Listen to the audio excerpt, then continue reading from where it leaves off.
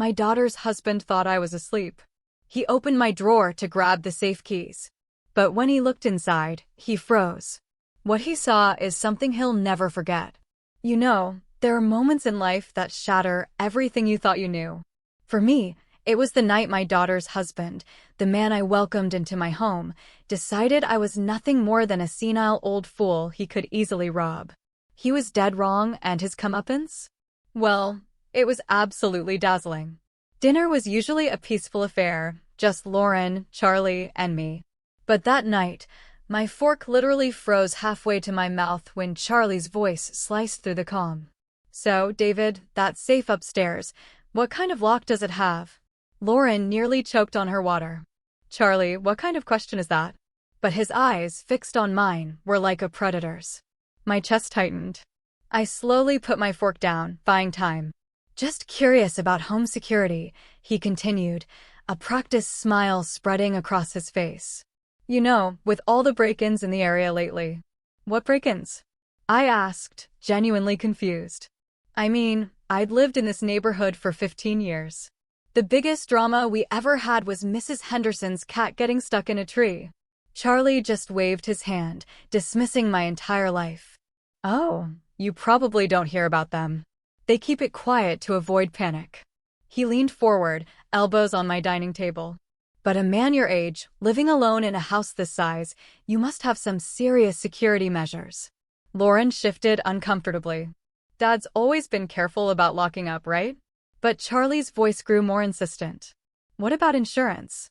I mean, if something happened to you, God forbid. Lauren would need to know where everything important is kept, wouldn't she? The room felt suddenly claustrophobic. I watched Charlie's face, the slight dilation of his pupils when he mentioned my hypothetical demise, the drumming of his fingers on the table when I didn't immediately answer. I have everything organized, I finally said. Lauren knows what she needs to know. But does she know about the key? The question hung in the air like smoke. Lauren looked between us, a crease of confusion on her brow. What key? She asked. Charlie's smile widened. The one in your dad's bedroom drawer. The one that. How do you know about any key in my bedroom? The words came out sharper than I intended. For just a moment, his mask slipped. I saw something cold and calculating flash across his features before the concerned son-in-law expression returned. I was looking for aspirin last week when my head was killing me, he said smoothly. Lauren told me to check your bathroom cabinet, but I accidentally opened the wrong drawer first. Sorry, didn't mean to invade your privacy. Lauren nodded quickly. I remember that headache. You were really suffering. But I remembered that day too. Charlie had been upstairs for nearly 30 minutes, claiming stomach troubles. 30 minutes.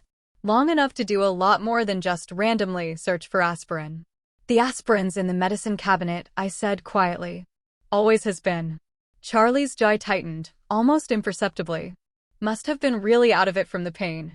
The conversation limped along after that, but Charlie kept circling back, questions about my bank, about who else had keys to the house, about my daily routines.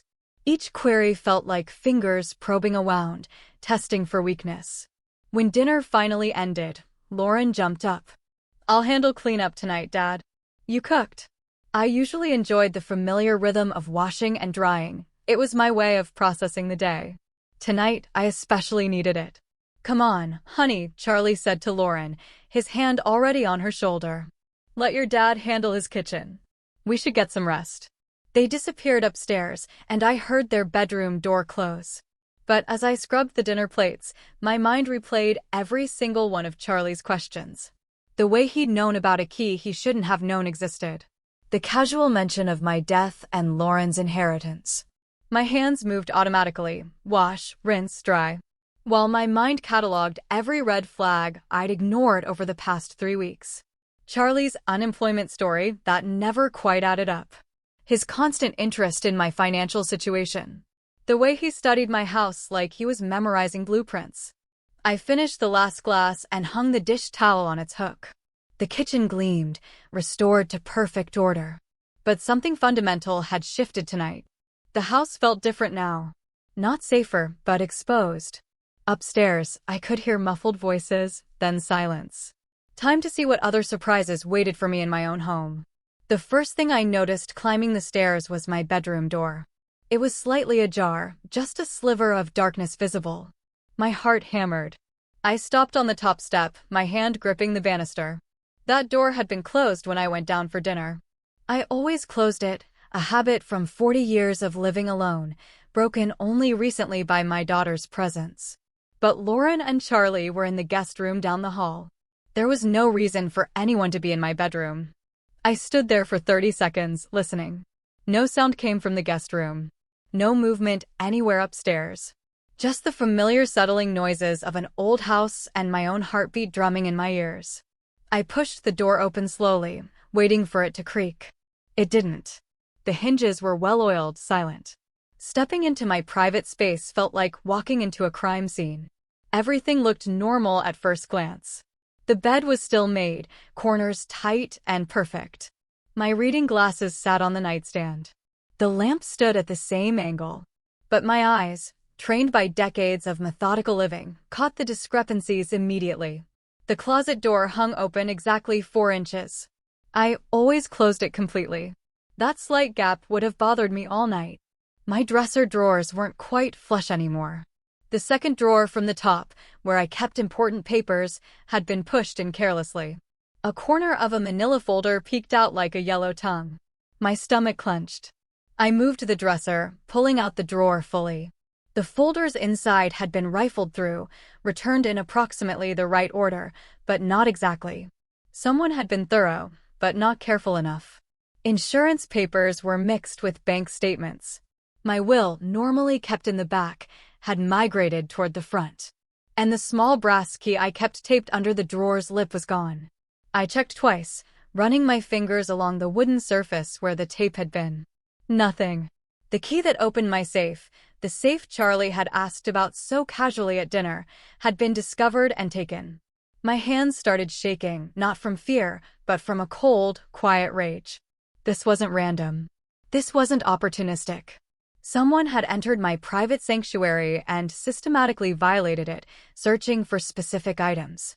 Someone who knew exactly what to look for and where to find it.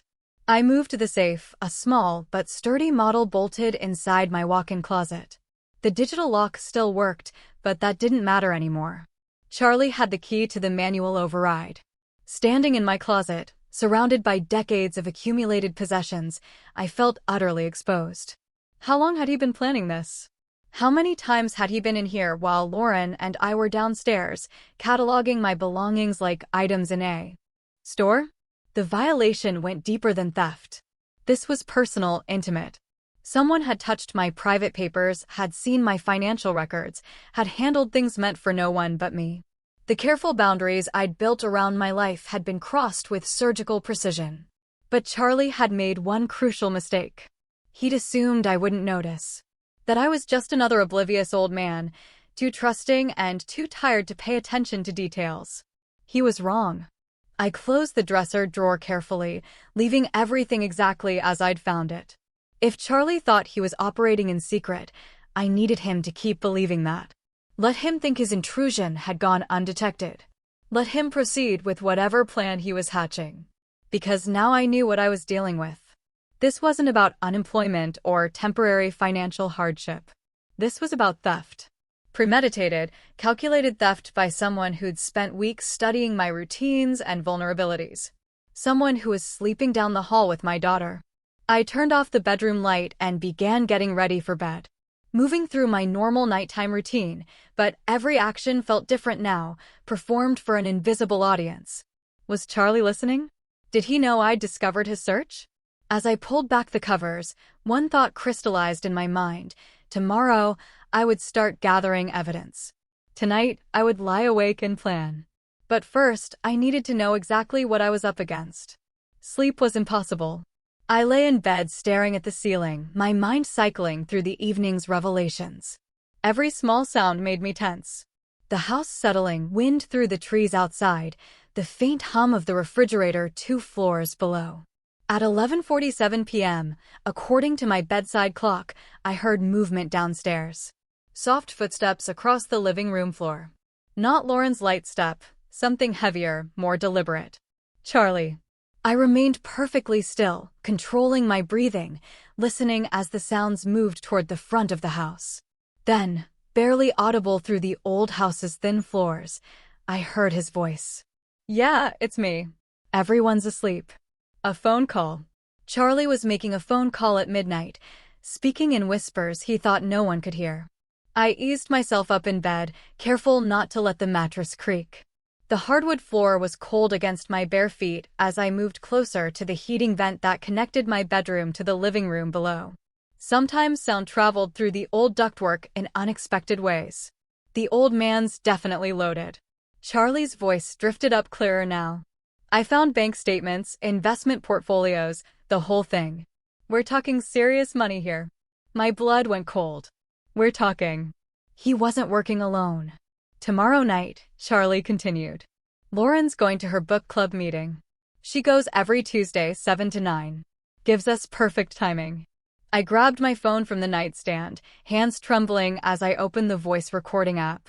Whatever came next, I needed evidence. "I already have the safe key," Charlie was saying. "Grabbed it earlier today while they were having dinner. The old fool keeps everything important in there. Cash, jewelry, probably more bank information. The bastard." I pressed record just as his voice became more animated, more confident. "Look, I know you're worried about the timeline, but my gambling debts aren't going away. Those guys aren't exactly patient, if you know what I mean. This has to happen now." Gambling debts. That explained everything. The desperation, the calculated approach, the willingness to betray my daughter's trust. Charlie wasn't just an opportunistic thief. He was a desperate man, backed into a corner by his own stupidity. David's just some lonely old widower. Charlie's voice carried a sneer now. Probably grateful for the company. He has no idea what's coming. Hell, he was asking me about home security at dinner tonight. Practically handed me the information I needed. Rage built in my chest, hot and consuming. The casual dismissal in his voice, the way he reduced me to a stereotype, an easy mark. But I forced myself to stay quiet, to keep recording. The beauty is he'll never suspect family. Even if he figures out something's missing, Lauren will convince him he just misplaced stuff. You know how old people get about their memory. Old people. I was 66, not 96. My memory was sharp enough to remember every word of this conversation. "Trust me, by Thursday, we'll be clear. I'll tell Lauren we got a job offer in another state, something urgent. We'll be gone before the old man knows what hit him." Charlie was silent for a moment, listening to whoever was on the other end. Then he laughed, a sound that made my skin crawl. "Yeah, well, maybe you should have been more careful about who he let into his house. Life lesson, right?" The call ended. I heard Charlie moving around downstairs for another minute, probably checking locks or windows, then his footsteps on the stairs, careful and quiet. I quickly stopped the recording and slipped my phone under my pillow. The bedroom door was still slightly ajar from his earlier search. I hadn't dared fix it and reveal that I'd noticed. Through the gap, I watched his shadow pass in the hallway. The guest room door opened and closed softly. For a long time after that, I lay in the darkness, processing what I'd learned. Charlie had gambling debts serious enough to involve dangerous people. He had an accomplice. He planned to rob me tomorrow night during Lauren's book club meeting, and he intended to disappear immediately afterward, taking my daughter with him into whatever mess he'd created. The violation of my bedroom suddenly seemed small compared to this larger betrayal. Charlie wasn't just stealing from me. He was using Lauren as cover, manipulating her love and trust to set up his crime. But he'd made one catastrophic miscalculation. He'd assumed I was helpless, clueless, just another easy target. He had no idea that I'd spent 30 years as an insurance investigator before retirement, or that I'd dealt with plenty of desperate people trying to outsmart the system. Charlie wanted to play games with an old man. Fine. Let's see how smart he really was. Lying there in the dark with Charlie's recorded confession on my phone, I found myself thinking back to how this all started. 3 weeks ago, Lauren's desperate call had shattered my quiet Tuesday morning. I'd been reading the newspaper, coffee growing cold beside me, when my phone rang. Lauren's name on the screen always made me smile, but her voice that day was different. Strained, frightened. "Dad, I know it's early, but..." She'd paused, and I could hear her struggling not to cry. Charlie lost his job last month. We've been trying to manage, but we're behind on the mortgage. How far behind? I'd asked immediately, already reaching for my checkbook. 3 months, Dad. I hate to ask, but could we maybe stay with you for a while? Just until Charlie finds something new. The relief in her voice when I said yes had been heartbreaking. My little girl, 32 years old and too proud to ask for help until she had no choice. Of course, she could come home. Of course, I'd help. But even then, something had nagged at me about Charlie's situation. He'd worked for the same company for 8 years, Lauren had said. Good employee reviews. The layoffs had been sudden, unexpected.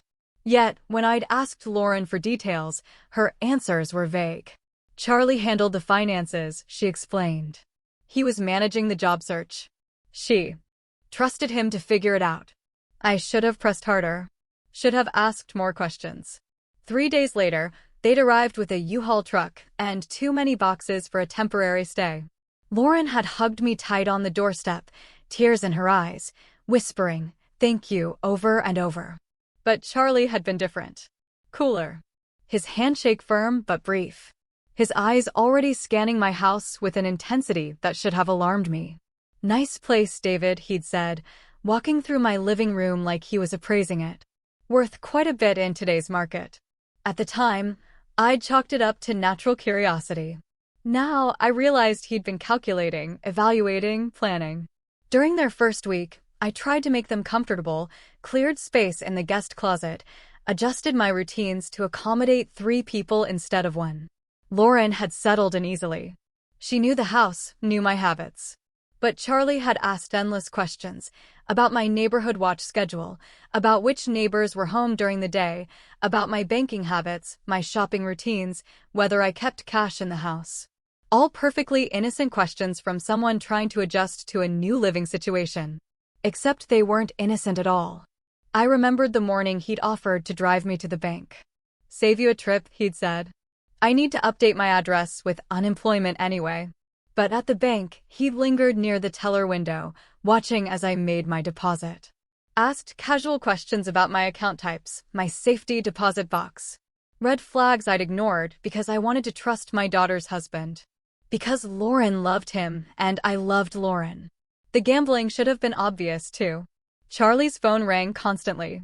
Calls he always took in private, stepping outside or into another room. He'd claimed it was potential employers, networking contacts. But I'd noticed how his mood shifted after these calls, the tension in his shoulders, the way he'd pace afterward. In the mail, financial statements addressed to Charlie had been arriving at my house for 2 weeks. Credit card companies, collection agencies. I'd assumed they were just updating his address after his job loss. Now, I understood they were overdue notices, final demands, threats. Lauren knew none of this. She trusted Charlie completely. Took his explanations at face value. When he said he was handling their finances, she believed him. When he said the job market was tough, but he had prospects, she supported him. She had no idea her husband was drowning in gambling debt. Had no clue that her childhood home was being surveilled like a target. My trusting, loving daughter was being used as the perfect cover for theft. The thought brought me back to the present moment, to my dark bedroom and the weight of Charlie's recorded confession on my phone. In 12 hours, he planned to rob me. In 36 hours, he planned to disappear with Lauren, dragging her into his web of debt and deception. But he'd made one catastrophic miscalculation. He'd assumed I was just a lonely old man, grateful for company and easy to fool. I wasn't lonely. I was careful. I was observant. And I had 30 years of experience dealing with people who thought they were smarter than everyone else. Charlie wanted to steal from me tomorrow night. Fine, let him try. But he was about to learn that some old men bite back. I woke at 6:30, same as always. The recording on my phone felt like evidence of a nightmare, but the timestamp proved otherwise. 12:47 a.m. Charlie's voice, clear as daylight, planning to rob me tonight. Downstairs, I started the coffee maker and began my usual breakfast routine: eggs, toast, orange juice. Everything precisely as it had been for the past 3 weeks. When Lauren appeared in her robe, Yawning and grateful, I smiled warmly. Morning, sweetheart. Sleep well. Like a baby. Thank you again for letting us stay here, Dad. Charlie appeared 20 minutes later, hair still damp from the shower. He looked rested, confident, a man with a plan. Beautiful morning, he said, settling into his chair. What's everyone got planned for today? I set his coffee down carefully. Oh, the usual. Might run some errands later. Charlie's eyes sharpened slightly. What kind of errands? Just odds and ends. Hardware store? Maybe the bank. I watched his reaction. A tiny muscle twitched near his left eye. Nothing exciting. The bank, Charlie leaned forward. Everything okay financially? Lauren laughed. Dad's always been paranoid about checking his accounts in person. Old habits. Not paranoid, I corrected mildly. Careful. You can't be too careful these days. Charlie nodded too enthusiastically. Absolutely right. Identity theft, online scams. It's a jungle out there for someone your age. Someone my age. There it was again. That casual dismissal wrapped in false concern. Speaking of careful, Charlie continued, I've been thinking about your home security. This neighborhood seems pretty quiet, but you never know. It's perfectly safe, Lauren interjected. Dad's lived here 15 years without problems. But Charlie wasn't listening to his wife. His attention stayed locked on me. Still, a man living alone. Valuable things in the house. It pays to be prepared. You mentioned that safe upstairs. Is that where you keep important documents? I took a slow sip of coffee, considering my response. Some things. Yes. What about cash? I mean, if the banks went down or something happened, it's smart to have emergency funds readily available. The audacity was breathtaking. He was sitting at my breakfast table, eating food I'd prepared, asking me to inventory my assets for his convenience. I have what I need, I said simply. Charlie tried a different approach. You mentioned being a heavy sleeper last week. That's good. I worry about older folks who can't get proper rest. I hadn't mentioned any such thing, but I nodded anyway. Oh yes. Once I'm out, I'm dead to the world, especially lately. I've been so tired in the evenings. That's normal at your age, Charlie said. Your body needs more rest. Lauren shot him a look. Charlie, that's rude.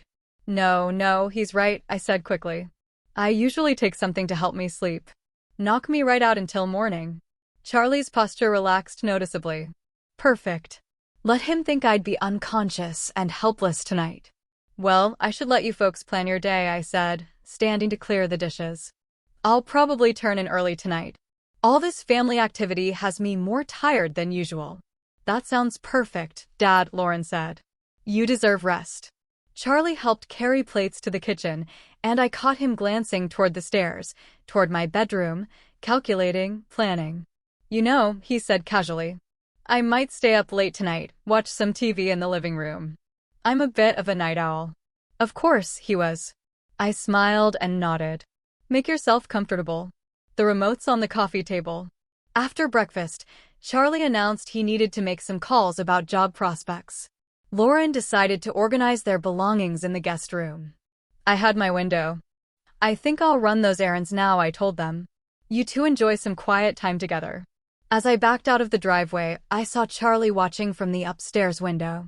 Not the guest room window, my bedroom window. My hands tightened on the steering wheel. Tonight couldn't come soon enough. The hardware store was my first stop. I needed supplies, but more importantly, I needed to think through every detail of what was coming. Charlie had made his intentions crystal clear at breakfast.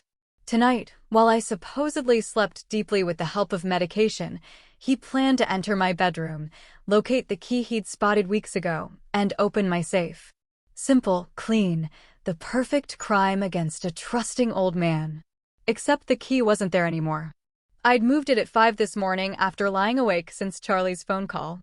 The small brass key now sat safely in my kitchen junk drawer, buried beneath rubber bands and twist ties. Charlie could search my bedroom dresser until his fingers bled. He'd find nothing. But that wasn't enough. I wanted him caught red-handed, humiliated, exposed for exactly what he was. I wanted evidence so clear that even Lauren couldn't deny her husband's true nature. In the hardware store's party supply aisle, I found what I needed. A small confetti cannon. You know, the kind for gender reveal parties? Spring-loaded, designed for maximum mess with minimum effort. Perfect. Then I grabbed a bag of ultrafine glitter, silver and gold. Because if Charlie wanted to be a thief, he was going to look the part. Back home, I found the house empty. A note from Lauren on the kitchen counter. Gone grocery shopping with Charlie. Back by 2 p.m. Love you. Perfect timing. I had 3 hours. In my basement workshop, I carefully dismantled the confetti cannon. The mechanism was beautifully simple, a spring-loaded plunger that would trigger when sufficient pressure was applied. I replaced the harmless paper confetti with my glitter mixture, adding just enough to coat someone thoroughly without causing injury. The tricky part was calibration.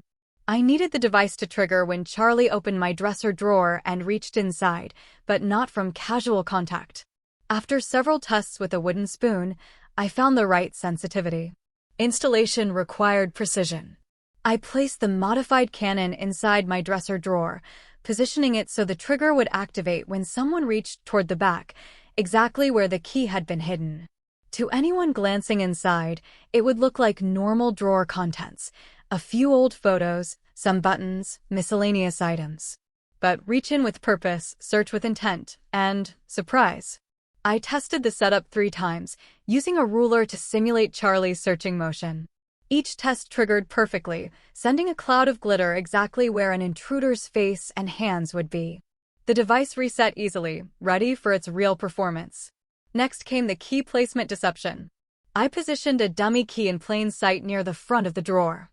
An old luggage key that looked similar enough to fool someone in a hurry. Charlie would spot it immediately, reach for it confidently, and trigger my surprise. The beauty was in the psychology. Charlie expected stealth, silence, success. He'd budgeted for a quick, quiet theft. He hadn't planned for a glitter explosion that would mark him as clearly as a die pack marks bank robbers. By 1:45 p.m., everything was in place. The drawer looked innocent and normal. The trap was armed and ready. Charlie would walk into my bedroom tonight, expecting to find a helpless victim. Instead, he'd find 24-karat justice. I heard car doors slamming in the driveway. Lauren and Charlie returning from their shopping trip, probably feeling domestic and normal. Charlie had no idea his crime scene had become a trap. I closed the dresser drawer gently and headed downstairs to greet them, wearing my best grandfatherly smile. Tonight was going to be very interesting. I need to run out for a quick errand, I announced after lunch. Won't be long. Lauren looked up from unpacking groceries. Need help with anything, Dad? Just picking up something at the electronics store. You two relax. You've done enough shopping for one day. Charlie barely glanced up from his phone, but I caught the flicker of interest in his eyes. The old man running errands alone, leaving the house unguarded, probably confirming his mental map of my routine.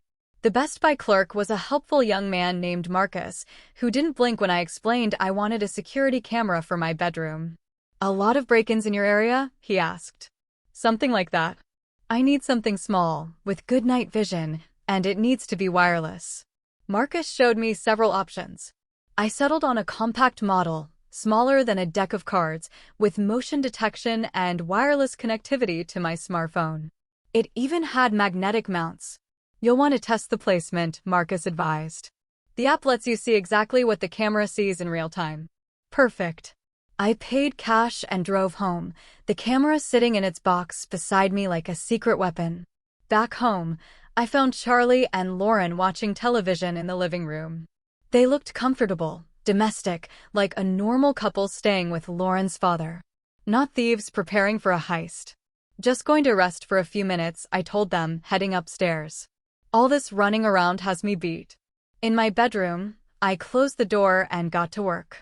The camera needed to capture Charlie's approach to the dresser, his reaction to opening the drawer, and the glitter explosion that would follow, but it also needed to remain completely hidden. I tested several positions using the smartphone app. On top of my bookshelf? The angle was wrong. Behind my lamp? Too obvious. Finally, I found the perfect spot. Nestled between books on my nightstand, angled to capture both the dresser and the center of the room. The magnetic mount held perfectly, and the camera's black casing blended with the book spines. Unless someone was specifically looking for surveillance equipment, it was invisible. I spent 20 minutes adjusting the angle through the app, ensuring optimal coverage. The motion detection was sensitive enough to activate when someone entered the room, but not so sensitive that normal settling or outside noise would trigger false recordings. Battery life was crucial.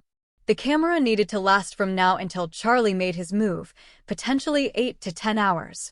I switched it to motion-activated mode to conserve power, then tested the night vision capability by turning off the lights. The infrared image was crystal clear. Charlie's face would be perfectly visible when he triggered my trap. I also tested the recording function, making sure the audio was clear enough to capture any words Charlie might speak during his crime. If he said anything incriminating, and desperate people often talk to themselves, I'd have that evidence, too. The setup was elegant in its simplicity. Charlie would walk into my room, expecting silence and darkness. Instead, he'd be filmed the moment he crossed the threshold. The camera would capture his search, his greedy reach for that dummy key, and then, the spectacular, unforgettable glitter explosion. Visual evidence, audio evidence, physical evidence, all in one dazzling, irrefutable package. I repositioned a few books to better camouflage the camera, then stood back to admire my work. Everything looked normal, innocent, just an old man's bedroom, ready for a peaceful night's sleep. Downstairs, I could hear Lauren and Charlie talking quietly, planning their evening, no doubt. Charlie was probably calculating the hours until his theft window opened. He had no idea the window had become a trapdoor. I checked my phone one final time. The camera feed was clear, the recording function active, the battery showing full charge. Everything was ready. Tonight, Charlie would finally show his true colors, and thanks to modern technology, every moment would be preserved in high-definition detail. Let the games begin. Dinner passed peacefully with Lauren chatting about neighborhood changes and Charlie checking his phone frequently. I played my part perfectly, the tired grandfather, ready for an early bedtime after a busy day. By 8 o'clock, we'd settled in the living room. Lauren curled up with a book while I claimed my usual armchair, making a show of rubbing my temples. Long day, I murmured. Think I'll turn in early tonight. Charlie looked up from his phone immediately. Actually, David, I was hoping we could share a drink first. You know, father and son-in-law bonding time. The suggestion came out of nowhere, but his tone was carefully casual. Too casual? That's sweet, Lauren said, not looking up from her book. You two should spend more time together. I was thinking about that bottle of Macallan I saw in your kitchen, Charlie continued. Premium stuff, perfect for a nightcap. I kept my expression neutral, but internally I was fascinated. Charlie had been planning this conversation probably since breakfast. The timing, the suggestion, the specific mention of expensive whiskey. Nothing was accidental. I appreciate the thought, I said, but I'm on medication that doesn't mix well with alcohol. Charlie smiled, tight and almost imperceptibly. Come on, one small glass won't hurt. We're practically family. Really, I should avoid it entirely. Dad's right, Lauren chimed in. The doctor was very specific about his blood pressure medication. But Charlie wasn't giving up easily. What about just a toast then? A tiny sip to celebrate. He paused, searching for something to celebrate. To family. The persistence was telling. A normal person would have accepted my first refusal graciously. Charlie was pushing because he needed me to drink something specific. Something that would ensure I slept deeply tonight. I tell you what, he said, standing up. I'll pour myself a glass, and we can just sit and talk. No pressure for you to drink. He disappeared into the kitchen before I could object. I heard cabinet doors opening, the clink of glass. When he returned, he carried 2 tumblers, one with amber liquid, one empty. Change my mind, he said, settling back onto the couch. Poured you just a splash for the toast, barely a teaspoon. He held out the second glass. The whiskey inside caught the lamplight, looking innocent enough. But I had investigated insurance fraud for 30 years, and desperate people always got sloppy. Charlie, I really can't. One tiny sip, he insisted. Lauren, tell your father one sip won't kill him. Lauren looked between us, sensing tension she couldn't identify. If Dad says no, maybe you should respect that. Charlie's jaw tightened. For just a moment, his mask slipped completely. I saw frustration, calculation, and something close to panic flicker across his features. "You know what?" I said, standing carefully.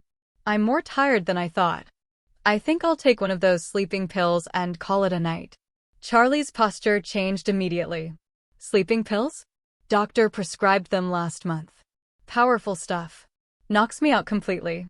I'll be dead to the world until morning." Relief flooded Charlie's face. "That sounds perfect. You need your rest." "Sweet dreams, Dad," Lauren said, kissing my cheek. "See you in the morning." I made a production of climbing the stairs slowly, pausing to grip the railing like an old man struggling with fatigue. At the top, I turned back. "Don't stay up too late, you two. Charlie, help yourself to anything in the kitchen." "Thanks, David. Sleep well." In my bedroom, I went through the motions of preparing for sleep, changing clothes, brushing teeth, turning down the bed. But I also double-checked my camera positioning and confirmed the glitter trap was ready. I turned off my bedroom light and settled onto the bed, fully clothed, positioning myself where I could see the hallway through my slightly open door. Downstairs, I could hear the television playing softly. Charlie and Lauren talking in hushed voices. Then Lauren's footsteps on the stairs, the guest room door closing. Charlie stayed downstairs, waiting, probably watching the clock, calculating how long it would take for my sleeping pill to take full effect. I checked my phone. 9:47 p.m. The camera showed my empty bedroom in perfect night vision detail. The trap was set. The stage was prepared. All I had to do now was wait for my son-in-law to reveal his true nature. At 2:43 a.m., I heard the first creak on the stairs. I'd been lying motionless for hours, positioned so I could see the hallway through my barely open door. My phone showed the camera feed in real time. My empty bedroom waiting in perfect night vision clarity. Charlie moved like a professional burglar, avoiding the spots on the stairs that groaned under weight. He'd learned my house's quirks during his 3-week residency, mapping every sound that might betray his presence. The hallway floorboard outside my room whispered under his weight, then silence. He was listening, making sure his sleeping pill story had worked its magic. I controlled my breathing, keeping it deep and regular. The performance of my life, with my daughter's future hanging in the balance. My door handle turned with glacial slowness. Charlie's silhouette appeared in the doorway, backlit by the faint hallway nightlight. He stood frozen for 30 seconds, watching my supposedly unconscious form. Satisfied I was deeply sedated, he slipped inside. Charlie moved with predatory confidence now, believing himself invisible and untouchable. His dark clothing made him nearly invisible, but I could track his movement by sound and shifting shadows. He approached my dresser with the certainty of a man who'd planned every step. 3 weeks of reconnaissance had taught him exactly where to find what he needed, the key that would unlock my safe, my security, my life savings. I watched him position himself directly in front of the dresser. His hands reached for the second drawer, the one containing my hidden key and his spectacular surprise. The drawer slid open smoothly. For a split second, Charlie's posture radiated triumph. He'd found his target, reached inside confidently, fingers seeking the brass key that would solve all his problems. Then my confetti bomb exploded. Boom! The sound was magnificent, like a party favor crossed with a small cannon. Silver and gold glitter erupted in a glorious cloud, coating Charlie from head to toe in sparkling confetti. The explosion echoed through the house like celebratory gunfire. Charlie stumbled backward, cursing violently as glitter settled in his hair, on his clothes, across his shocked face. He looked like he'd been attacked by a craft store explosion, transformed into a walking disco ball. "What the hell?" he gasped, brushing frantically at the glitter that clung to everything. I performed my awakening with Academy Award precision, sitting up with startled confusion. "What on earth?" I called out, reaching for my bedside lamp. What was that noise? Light flooded the room, revealing Charlie in all his glittering glory. He stood frozen beside my dresser, covered head to toe in festive confetti, holding the dummy key I'd placed as bait. "Charlie," I blinked with theatrical bewilderment. "What are you doing in my bedroom?" He opened his mouth, closed it, Opened it again. Glitter fell from his hair like holiday snow. I heard a noise, he stammered. Thought someone might be breaking in. Breaking in? I glanced around my room with apparent confusion. And you ended up sparkling? Charlie looked down at himself, finally grasping the full extent of his transformation. He resembled a rejected Christmas ornament. Silver and gold glitter clinging to every surface of his body. There was some kind of trap, he said weakly. Trap? I tilted my head innocently. In my bedroom? From down the hall came the sound of feet hitting the floor. Lauren, awakened by the explosion, was coming to investigate. Charlie's eyes widened with panic. How do you explain being covered in craft supplies while robbing your father-in-law at 3 in the morning? David, what's happening? Lauren's voice carried worry and growing alertness. Charlie opened his mouth desperately, but no believable explanation emerged. He was caught, literally red-handed, or rather, glitter-handed, in the act of betraying our family. I allowed myself the smallest smile as footsteps approached down the hallway. Justice, it turned out, was beautifully sparkly. Dad, are you okay? Lauren appeared in the doorway, tying her robe belt with quick, worried movements. Then she stopped dead, taking in the scene before her. Me sitting up in bed, apparently confused and concerned. Charlie standing beside my open dresser drawer, covered from head to toe in glittering confetti like he'd been dipped in a craft store. What in the world? Lauren's voice caught. Charlie, why are you? Why do you look like a Christmas decoration? Charlie's mouth opened and closed soundlessly. Glitter drifted from his hair with each movement, settling on my bedroom carpet like festive snow. There was a noise, he said finally, his voice strained. I came to check on your father. At 3 in the morning? Lauren's tone sharpened. And you ended up covered in, what is that, glitter? Some kind of security device, Charlie said quickly, brushing frantically at his sparkling clothes. It went off when I opened the drawer.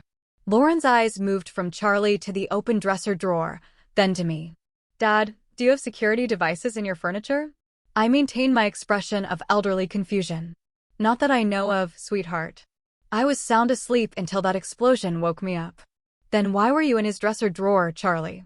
Lauren's voice carried a new edge I'd never heard before. Protective. Suspicious. Charlie's story began crumbling in real time. I was looking for something to help you sleep. You were tossing and turning, and I thought David might have some extra sleep aids. Sleep aids? Lauren's eyebrows lifted. In his bedroom dresser? I thought maybe. Charlie gestured weakly at the drawer, sending more glitter cascading to the floor. Charlie, I said gently, my medications are in the bathroom cabinet. They always have been. The silence that followed felt heavy with implications. Lauren looked between us, her expression shifting from confusion to something harder. So, let me understand this, she said slowly. You left our bed at 3 in the morning, came into my father's bedroom while he was sleeping, and opened his private dresser drawer. Looking for medicine you knew wasn't there. It's not like that. Then what is it like? Lauren's voice rose slightly. Because from where I'm standing, it looks like my husband was going through my father's personal belongings in the middle of the night. Charlie's desperation grew more visible. Lauren, you have to understand. I was just trying to help. Help with what exactly? I interjected mildly. What were you hoping to find in that drawer? Charlie's eyes darted between us. The question hung in the air like an accusation. He swallowed hard. I was confused, disoriented. I thought I heard someone breaking in. Breaking in, Lauren repeated flatly. So, you decided to search my father's bedroom furniture. I wasn't searching. Then what do you call opening his dresser drawer? Charlie's glitter-covered hands clenched into fists. Why are you interrogating me like this? I'm your husband. The defensive anger in his voice seemed to hit Lauren like a physical blow. She took a step back, and I saw something change in her expression. The last traces of trust beginning to crumble. You're right, she said quietly. You are my husband, which is why I'm asking you to explain why you're standing in my father's bedroom at 3 in the morning, covered in craft supplies with your hand in his private drawer. Charlie looked trapped, cornered by the weight of his own implausible explanations. Glitter continued to fall from his clothes like evidence of his guilt. I can explain everything, he said desperately. Then please do. Lauren crossed her arms. because right now I'm very confused about what my husband was doing in here. I watched my daughter's face and saw the exact moment her protective instincts shifted from Charlie to me, the moment she began to see the situation not as a misunderstanding, but as a threat to her father. Charlie must have seen it too, because his next words came out edged with panic. "Lauren, you have to trust me." But trust, once broken by glitter and lies, isn't easily repaired. Lauren's eyes stayed fixed on Charlie, and I could see her mental wheels turning, processing, analyzing, drawing conclusions that her heart didn't want to accept. "Charlie," she said slowly, "I need you to tell me the truth right now. What were you really doing in my father's bedroom?" Charlie opened his mouth, but I knew the moment had come. My daughter deserved better than watching her husband spin more lies. She deserved the truth, no matter how much it would hurt. "Lauren," I said gently, reaching for my phone on the nightstand. "There's something you need to hear."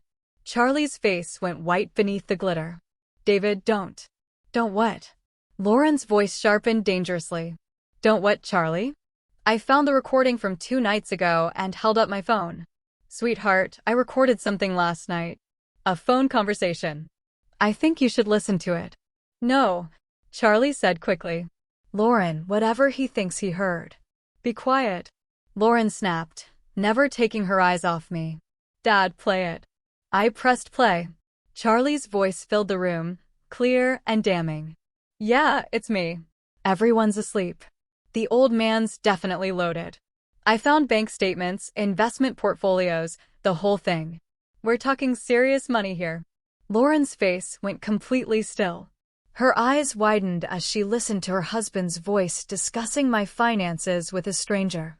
Tomorrow night, Lauren's going to her book club meeting. She goes every Tuesday, 7 to 9. Gives us perfect timing. "Stop it," Charlie said desperately. "Lauren, I can explain." "Shut up." Lauren's voice was deadly quiet. "Just shut up and let me listen." Charlie's voice continued from the phone. "I already have the safe key. Grabbed it earlier today while they were having dinner. The old fool keeps everything important in there. Cash, jewelry, probably more bank information." Lauren's hand flew to her mouth. She stared at Charlie like she was seeing a stranger. "Look, I know you're worried about the timeline, but my gambling debts aren't going away. Those guys aren't exactly patient, if you know what I mean." "Gambling debts?" Lauren whispered. "What gambling debts?" The recording continued. "David's just some lonely old widower. Probably grateful for the company. He has no idea what's coming." I watched my daughter's face crumble as she heard her husband's casual dismissal of me. His assessment of my vulnerability, his cold calculation of how to exploit my kindness. The beauty is he'll never suspect family. Even if he figures out something's missing, Lauren will convince him he just misplaced stuff. You know how old people get about their memory. Lauren made a sound like she'd been physically struck. Her husband's voice discussing how to use her trust to cover his theft of her father. "Trust me, by Thursday, we'll be clear. I'll tell Lauren we got a job offer in another state, something urgent. We'll be gone before the old man knows what hit him." I stopped the recording. The silence that followed was deafening. Lauren stared at Charlie, tears streaming down her face. "Gambling debts?" she whispered. "You were going to rob my father? You called him a lonely old fool." Her voice broke. "You were going to steal from him and then disappear, taking me with you as your cover story?" Charlie tried to step toward her, but she backed away like he was dangerous. "How much?" she demanded. "How much do you owe?" "It doesn't matter." "How much?" Charlie's shoulders sagged. 47,000. Lauren's legs seemed to give out. She sank against the doorframe, staring at the man she'd married. "You've been lying to me for months," she said. "About everything. The job loss, our finances. Why? We really needed to stay here. I was trying to protect you. By planning to rob my father?" Lauren's voice rose to a shout. "By using me as your alibi while you destroyed the man who raised me." Charlie tried once more. "Lauren, we can work this out." "No." Lauren straightened, and I saw steel enter her spine. "No, we can't. You planned to victimize my father. You called him names. You were going to let me believe he was losing his memory while you stole from him." She looked at Charlie with disgust. "Get out, Charlie." Get out of my father's house. Now. For the first time since I'd known him, Charlie had nothing to say. He stood there for another 10 seconds, glitter still falling from his hair like tarnished snow. Then, something in Lauren's expression, pure protective fury, finally convinced him that his marriage was over. "This isn't finished," he said, his voice turning ugly. "Half of everything we own is mine. I'll get my share." "You mean half of our debt?" Lauren's voice was ice cold. "Because that's all we have, Charlie. Gambling debt that I knew nothing about. I'll fight you in court." "With what money?" Lauren stepped closer to him. I was proud to see she wasn't backing down. "You just admitted you owe $47,000 to dangerous people. What, exactly, are you going to fight me with?" Charlie's bravado crumbled. He looked at me with something approaching hatred. "This is your fault, old man. You turned her against me." "No," Lauren said firmly. "You did that yourself when you decided to plan a robbery instead of asking for help. When you called my father names. When you lied to me for months." Charlie tried one last desperate approach. "Lauren, we're married. We took vows. You broke those vows when you planned to commit a felony against my family." Lauren pointed toward the door. "Get your things and get out. Now." I watched Charlie realize that his con was truly over. No more manipulation. No more lies. No more playing the victim. Lauren had heard his own words condemn him. He left the room without another word, tracking glitter through my house like a trail of evidence. We could hear him in the guest room, throwing clothes into bags with bitter violence. Lauren sank into my bedside chair, looking exhausted. "Dad, I'm so sorry," she whispered. "I brought him into your home. I put you in danger. Sweetheart, you couldn't have known. I should have seen the signs. The phone calls. The way he asked questions about your money." She looked up at me with tear-filled eyes. "How long have you known?" "Since the night before last. I heard that phone call and knew I had to protect both of us." Lauren managed a weak smile. The glitter bomb was genius. I wanted him caught red-handed. Or, should I say, glitter-handed. That earned me a genuine laugh, even through her tears. Charlie reappeared in the doorway with 2 hastily packed bags, still sparkling like a defeated party favor. "Lauren, leave your key on the kitchen counter," she said without looking at him. "Don't contact me. My lawyer will contact yours." Charlie opened his mouth to argue, then seemed to realize the futility. He walked away, and a minute later, we heard the front door slam. Lauren and I sat in silence for a few moments, listening to Charlie's car start and drive away into the night. "Can I stay here?" Lauren asked quietly. "Just until I figure things out." "Sweetheart, this is your home for as long as you want it." 3 months later, I was making coffee when Lauren came downstairs for her new job at the local library. She'd taken to morning routines with the same methodical precision I'd always admired. "Morning, Dad." "Morning, sweetheart. Sleep well." "Like a baby."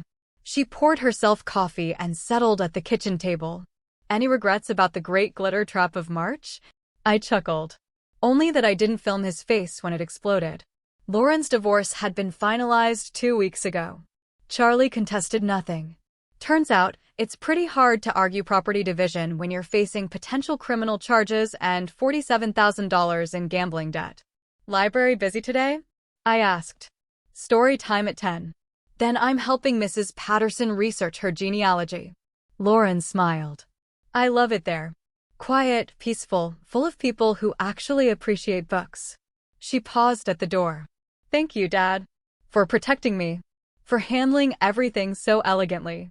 Thank you for trusting me when it mattered most." After she left, I sat in my kitchen, sipping coffee and reading the newspaper. The house felt peaceful in a way it hadn't for months. No tension, no lies, no one calculating how to exploit my kindness. My phone buzzed with a text from Lauren. "Forgot to mention, Mrs. Henderson asked if you'd help her install a security system. Apparently, word got around about your innovative home protection methods." I laughed out loud. Maybe I should patent the confetti bomb approach to home security. Outside, spring was settling over Coeur d'Alene. My neighborhood remained quiet and safe, just as it had been before Charlie's brief invasion of our lives. Sometimes justice comes from courtrooms and police. Sometimes it comes from trusting your instincts, setting careful traps, and letting people reveal their true natures. And sometimes, justice truly sparkles.